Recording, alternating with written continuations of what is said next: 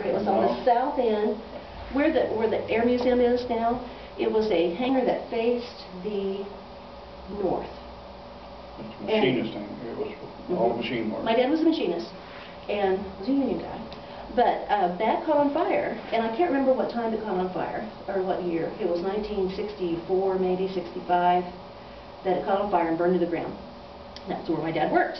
Well, at that time, Beech was starting to get into making small engines, or small engine, I shouldn't say, single engine airplanes.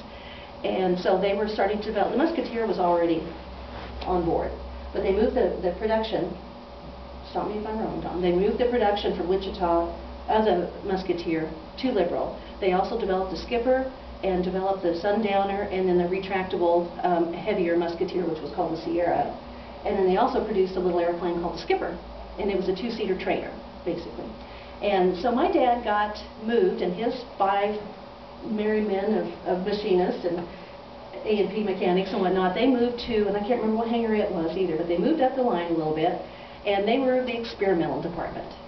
And they did everything but from, I think they did the prototype of the Duchess, which is a twin-engine Beech, very good-looking airplane, which they don't produce anymore. And they also put a natural gas engine. They experimented with that. So my dad made tools, he made jigs, he made just all kinds of things to make these airplanes come together. They basically built airplanes from the ground up. It was just intriguing. And back in the day, on Fridays during the summer, I got to go with my dad to go to work. So, and they just let me roam around. I was all over, was all over the place. I did learn to fly, and I did get to fly my the first Duchess that came off the line to Blythe, California. And it was a twin. I probably shouldn't have been flying it. It really wasn't rated for twin, but I took it anyway. But I had to land in Phoenix because it was so loud that the doors, there was gaps in the doors like this. And it was the first airplane off the line. And anyway, I had to land in Phoenix to get ear protection because I couldn't hear anymore. So it was a lot of fun. But anyway, my dad was just an amazing craftsman. After he retired, well, let me back up. Beech shut down in '86, I think, 1986. And he could have retired, but he was offered a position with the Starship. And I didn't bring a picture of the Starship. The Starship was a turboprop, a very fast turboprop airplane that Beech developed for as a business jet. Never really got off the ground. There's one out at the Air Museum.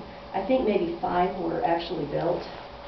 They were just odd looking, very unique. I can't remember, they're just really swoopy. It was all composite material.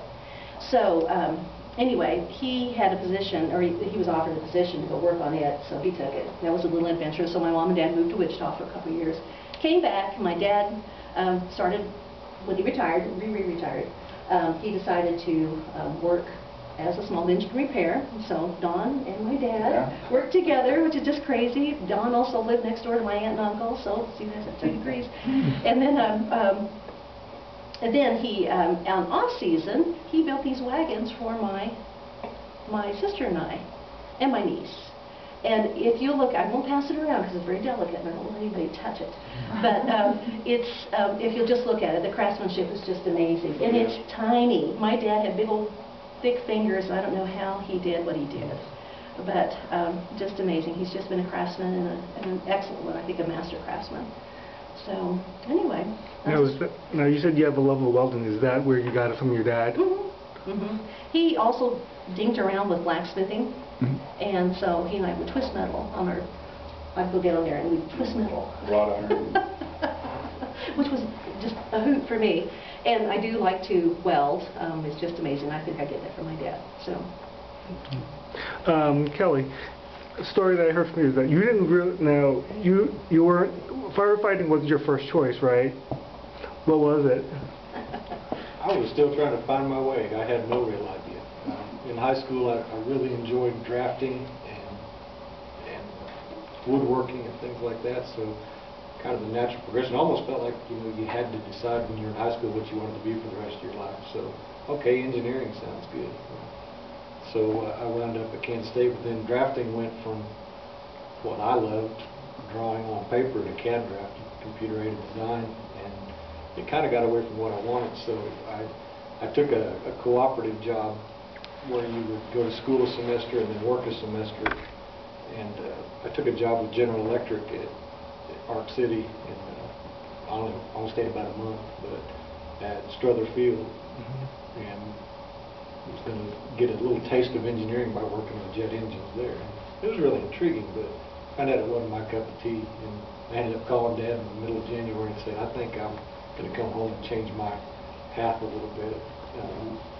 So I ended up going back to Kansas State, and I thought, well, I like broadcasting. I've been involved in radio a little bit. Maybe I'll be a sports journalist, perhaps. So I tried that for a semester. That didn't work out either. So I came back to the safety of home and went to work at KSCB, and I just kind of fell into the job of firefighter through the volunteer. And I can still say to this day that one of the firefighters a while back asked me when I decided I wanted to be fire chief, and I said, I still really haven't decided. It's just kind of, as I've stayed with the job, different promotions and different jobs have come open, and I've just succeeded in the promotional effort and got to where I was through that. But it never really was. I don't think I grew up wanting to be a firefighter. I thought she was going to stay with mechanical engineering. Yeah, I never really He said drew that. a lot of my trailers and stuff that I built. Make it so easy for me. Just cut the length that he said and weld it together, and it's done. That's what he, like on, for example, the wrought iron work in the Warren, the Landmark Center is what I know it as, still the Warren Hotel, but he needed to know what angles to cut those at, so by doing scale drawings I could tell him what angles to cut on the irons to put it all together. Just made it real simple. And how old were you when you did that? Probably junior high and high school. Really? Wow. Over the years, you know, since you've been a volunteer fireman now to the liberal fire chief, what kind of technologies or changes have you seen in the department, and you know, how to fight fires? Have things grown? You know, what have you seen? We still do it a lot of the same way that we did it when I started, and a lot of the same way that we did it when in the 60s, 70s, and 80s. The biggest changes in technology now have to do with the way we apply the water. We had what we call select-o-matic nozzles, and you had to select your gallonage. Now it's just go in and just overpower the amount of BTUs being given off by the fire, cool it with enough water. But so the tools that we use, but the breathing apparatus, it was a badge of honor in the 70s and 80s to go in and eat smoke and crawl low and find the fire and put it out. Now, if I see a guy breathing smoke, it's probably going to result in disciplinary action. So you just can't let them do that in the workplace these days.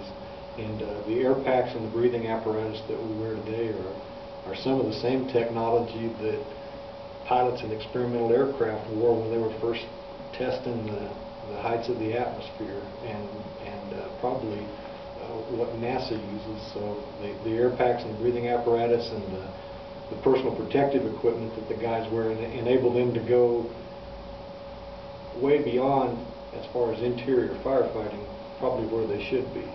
They're so encapsulated they don't realize that they're in danger until it's too late. So when you see firefighter fatalities, but if you look at firefighter fatalities, it used to be classified as one of the most dangerous lines of work because there would be 150, 170 guys a year die doing it. Now that number's down in the 70s, and to be honest, most of those are cardiac events or vehicle accidents. You just don't see people dying in the line of duty unless something catastrophic happens. But a lot of changes in basically the equipment that we use. Right, the safety equipment. As far as the tactics that we use, we have a saying that the fire service is 250 years of tradition unimpeded by progress. We still do the same things that we did before.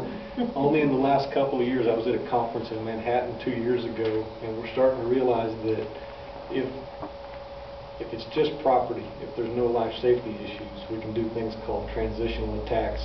Basically, put water on the fire from the outside before you put anybody in harm's way, and so-called kind of reset the fire back to a smaller state through steam conversion, and then go in and get what's left and put out what's left. But we still have the same risk-benefit analysis that we've always done.